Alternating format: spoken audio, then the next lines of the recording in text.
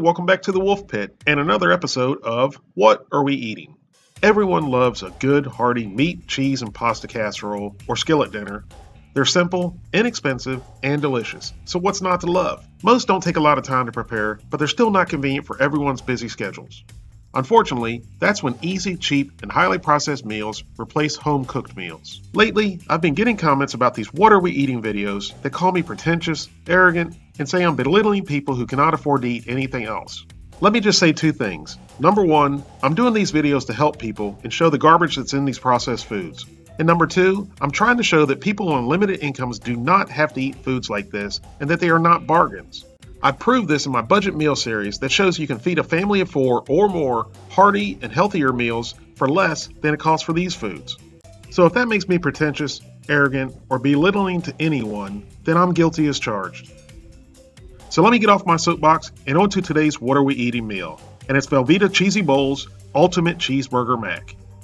And they describe it as elbow pasta and beef in a savory cheese sauce. I gotta admit, that does sound good. And they even tell you that the cheese sauce is made with real cheese. What else should cheese sauce be made with? And here's the key for most people with busy schedules. Convenience. Microwavable in 60 seconds. On the back, it says Velveeta Cheesy Bowls. Treat yourself to one of the Velveeta Cheesy Bowls, made with pasta, real meat, premium seasonings, and the liquid gold of Velveeta cheese sauce. Liquid gold? Hot damn! We're gonna be eating like royalty in the Beverly Hillbillies tonight. Then it goes on to say, enjoy the one-of-a-kind taste of Velveeta in a microwavable single-serve dish. Now onto the ingredients, and boy are there a lot of them. I'm not going to go over all of them, but I will point out a couple things. I know there's a lot of skepticism about MSG, and it's not specifically listed as an ingredient. But for those of you that want or need to know, there's a lot of ingredients that may contain MSG or free glutamic acid. Ingredients like hydrolyzed corn protein, hydrolyzed soy protein, hydrolyzed wheat gluten, and wheat protein isolate. I don't know anything about those ingredients, about what they do or don't do, but from what I've read, they're in a lot of highly processed foods. And I may have missed some ingredients. If I did, let me know what they are in the comments. Another ingredient that I noticed was not in here, that's normally used as a meat filler in highly processed foods, is textured vegetable protein.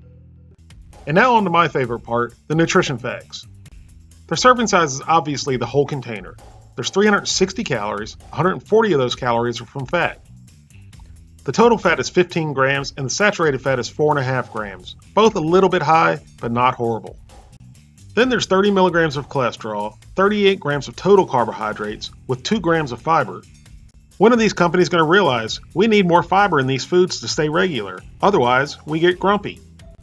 And then there's 17 grams of protein, which is good.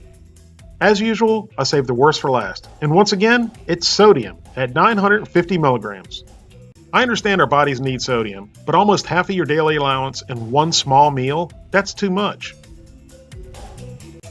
With all the sodium and other stuff in this, I'm surprised it has such a short shelf life. Or who knows, maybe it's not such a short shelf life. It could have been sitting on the shelf already for 5 years or so. Boy, try staying short shelf life 5 times real quick. Alright, let's finally get into this and see what it looks like.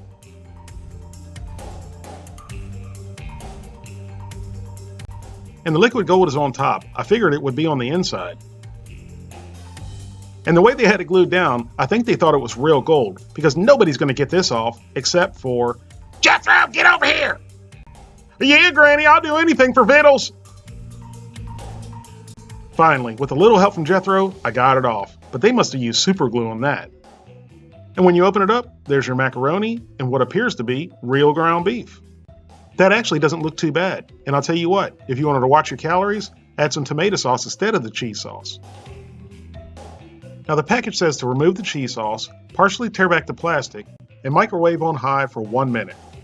Mine wasn't very hot after a minute, so I added another 30 seconds. And now it's time to stir in the liquid gold. It says so right there. Heat and stir in the liquid gold. By the looks of the liquid gold, I think we're eating more like hillbillies rather than royalty or the Beverly Hillbillies. And no offense to hillbillies, I was a big fan of Hee Haw back in the day.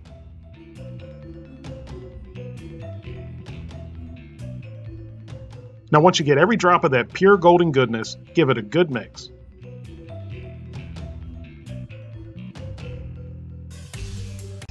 And then dig in. And first of all, I'm not a big fan of macaroni and cheese, but I gotta say, I actually like this.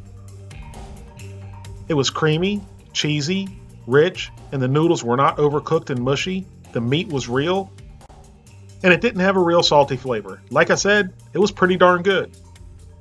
My wife, on the other hand, said it tasted like copper and had a weird taste to it. But what does she know about good food? She eats my cooking all the time. But I was very surprised at how much I liked this. Would I buy it again for a quick meal? I probably would. But definitely something I wouldn't want to eat every day. Thank you all very much for watching. I hope you do give this a try. Please don't forget to like this video and subscribe, and I'll see you soon.